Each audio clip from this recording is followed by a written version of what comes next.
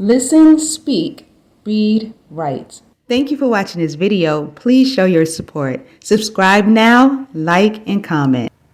Welcome to Reading Quiz, Level 0, Episode 1. Today, we will read a 5-page story followed by a 5-question quiz. Hello, Ms. Lisa. I'll take it from here. Hello, class. I'm an AI voice Ms. Lisa calls Mr. Fax. I will now read to you a very short story called A Man and His Car. Tom is a man. Tom has a red car. Tom drives his red car on Saturdays. Tom is wearing a white shirt, black pants, and black shoes. Tom is standing next to his car. That is the end of our very short story. Let's review. Tom is a man. Tom has a red car. Tom drives his red car on Saturdays. Tom is wearing a white shirt, black pants, and black shoes. Tom is standing next to his car. And now back to you, Ms. Lisa. Great job, Mr. Fax. Now it's time for our quiz. You have 10 seconds to answer.